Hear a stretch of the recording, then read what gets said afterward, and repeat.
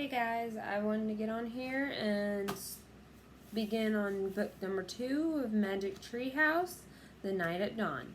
We're going to read 1 through 5, and then tomorrow I will read 6 through 10. This way you have it all for the weekend.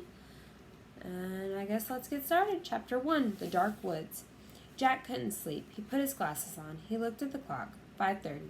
Too early to get up. Yesterday, so many strange things had happened. Now he was trying to figure them out. He turned on the light. He picked up his notebook. He looked at the list he had made before going to bed.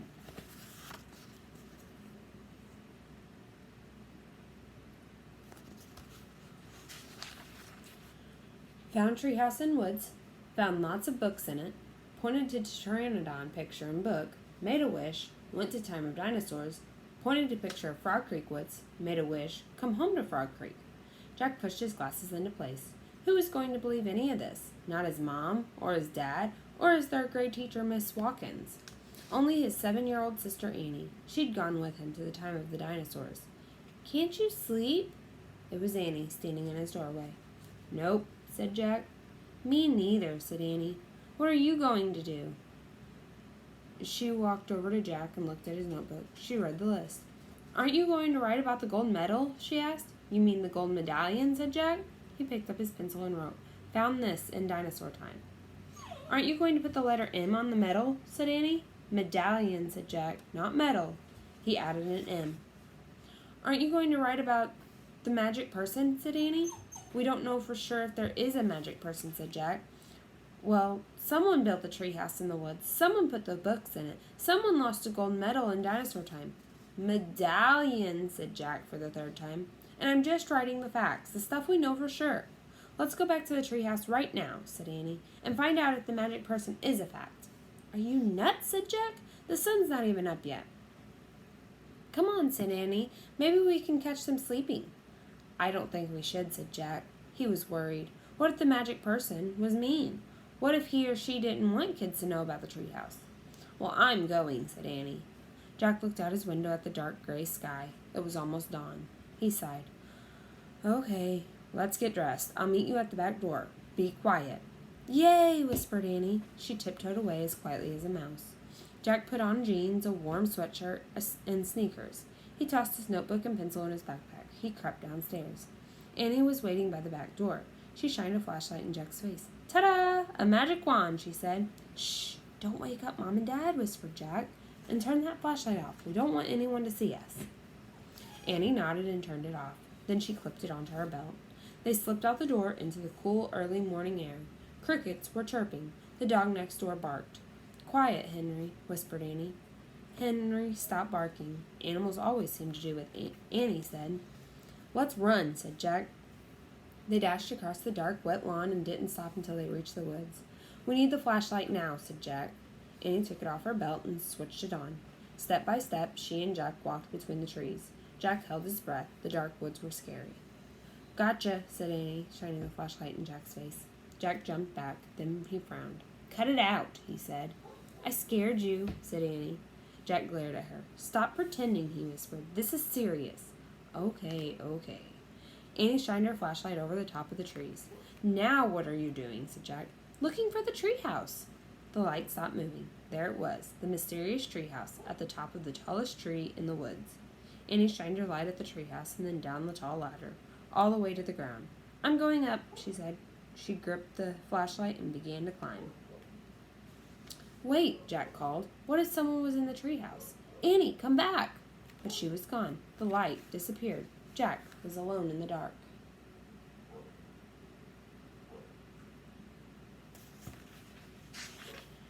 Chapter 2. Leaving again. No one's here, Annie shouted down. Jack thought about going home. Then he thought about all the books in the treehouse. He started up the ladder. When he was nearly to the treehouse, he saw light in the distant sky. Dawn was starting to break.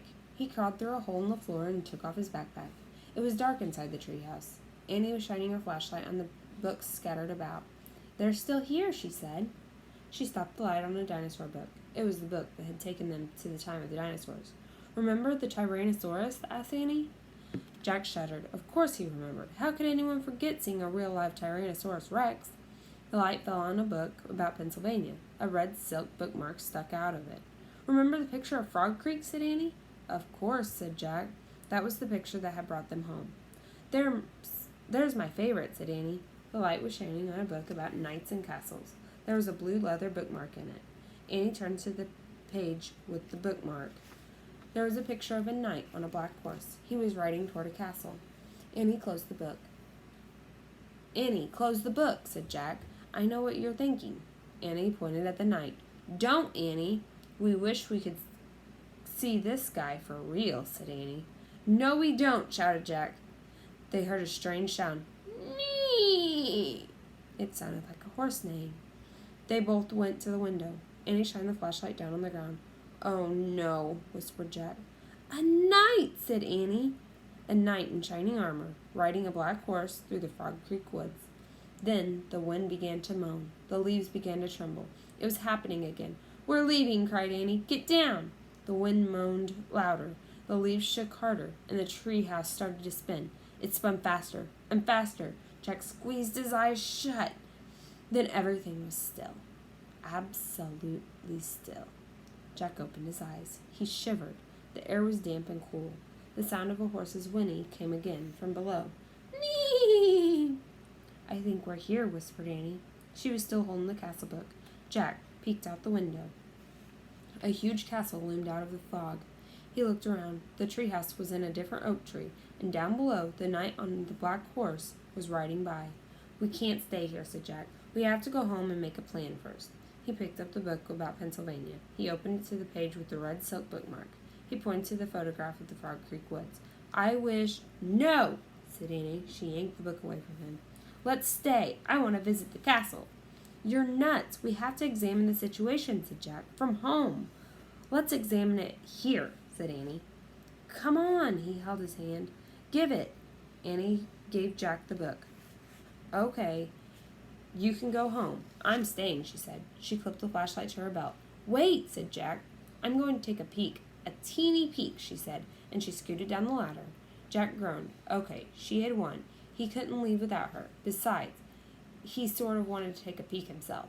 He put down the book about Pennsylvania. He dropped the castle book into his pack. He stepped onto the ladder and headed down into the cool, misty air.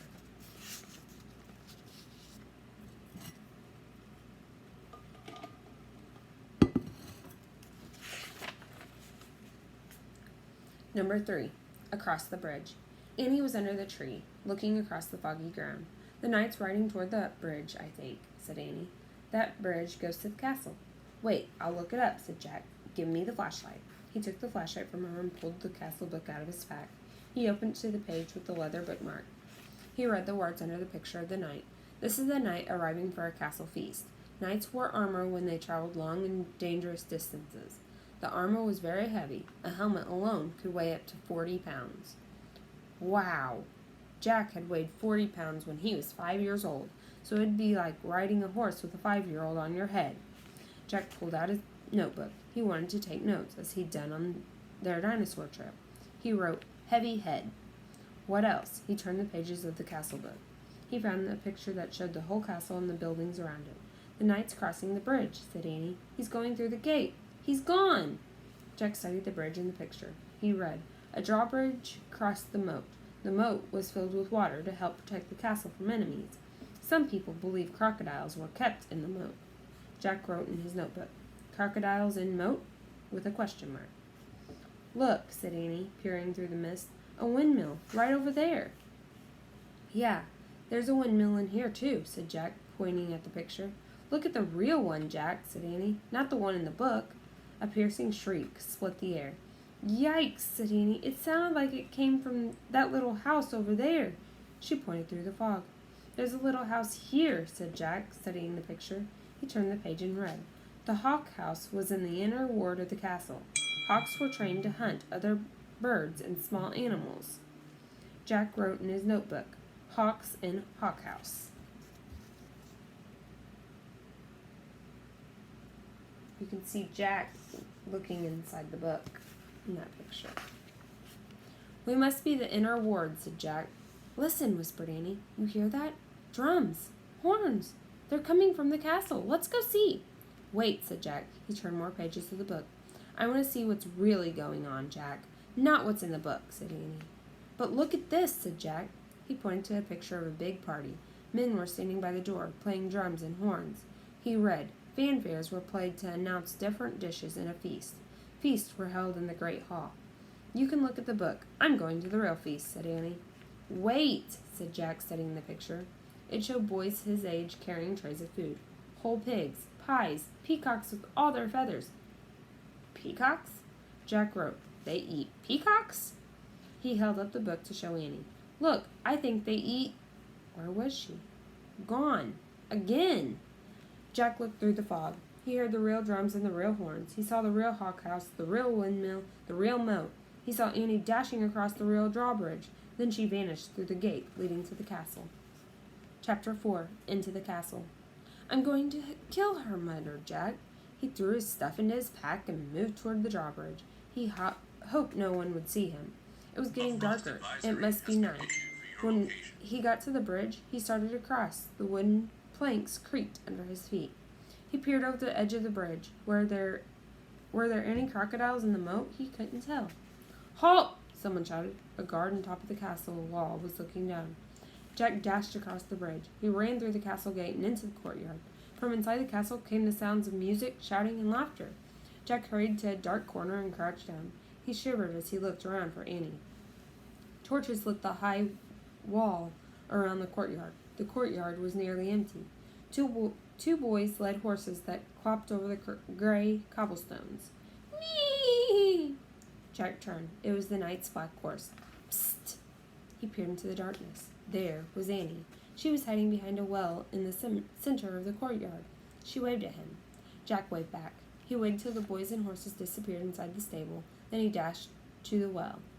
I'm going to find the music, whispered Annie. Are you coming? Okay, Jack said with a sigh. They tiptoed together across the cobblestones. Then they slipped into the entrance of the castle. Noise and music came from a bright room in front of them. They stood on one side of the doorway and peeked in. The feast in the great hall, whispered Jack. He held his breath as he stared in awe. A giant fireplace blazed at one end of the noisy room. Antlers and rugs hung on the stone walls. Flowers covered the floor. Boys in shirt dresses carried huge trays of food. Dogs were fighting over bones under the tables. People in bright clothes and funny hats strolled among the crowd. Some played funny-shaped guitars, some tossed balls in the air, some balanced swords on their hands. Men and women dressed in capes and furs sat at long, crowded wooden tables. I wonder which one is the knight, said Jack. I don't know, whispered Annie, but they're eating with their fingers. Suddenly, someone shouted behind them. Jack whirled around. A man carrying a tray of pies was standing a few feet away. Who art thou? He asked angrily. Jack, squeaked Jack. Annie, squeaked Annie. Then they ran as fast as they could down a dimly lit hall.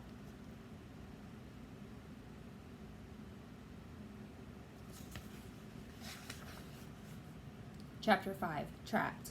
Come on, cried Annie. Jack raced behind her. Were they being followed? Here, quick!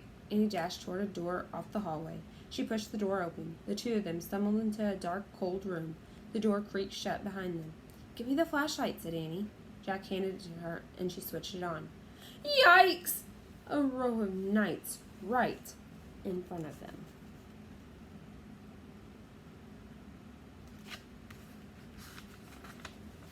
Annie flicked off the light. Silence! They aren't moving, Jack whispered. Annie turned the light back on. They're just suits, Jack said. Without heads, said Annie. Let me have the flashlight a second, said Jack, so I can look in the book. Annie handed him the flashlight. He pulled out the castle book. He flipped through the pages until he found what he was looking for. Jack put the book away. It's called the Armory, he said. It's where armor and weapons are stored. He shined the flashlight around the room. Oh, man, whispered Jack. The light fell on shiny breastplates, leg plates, arm plates, on shelves filled with helmets and weapons, on shields, spears, swords, crossbows, clubs, battle axes. There was a noise in the hall. Voices. Let's hide, said Annie. Wait, said Jack. I've got to check on something first. Hurry, said Annie. It'll take just a second, said Jack. Hold this, and he handed Annie the flashlight. He tried to lift a helmet from a shelf. It was too heavy. He bent over and dragged the helmet over his head. The visor slammed shut. Oh, forget it. It was worse than having a 5-year-old on your head. More like having a 10-year-old on your head. Not only could Jack not lift his head, he couldn't see anything either. "Jack!" Annie's voice sounded far away. "The voices are getting closer." "Turn off the flashlight." Jack's voice echoed inside the metal chamber. He struggled to get the helmet off. Suddenly, he lost his balance and went crashing into other pieces of armor. The metal plates and weapons clattered to the floor. Jack lay on the floor in the dark. He tried to get up, but his head was too heavy. He heard deep voices. Someone grabbed him by the arm. The next thing he knew, his helmet was yanked off. He was staring into the blazing light of a fiery torch.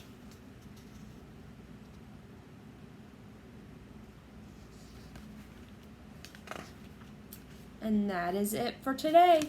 I hope you boys and girls like that book, the first 5 chapters of that book, and I will see you again tomorrow for chapters 6 through 10.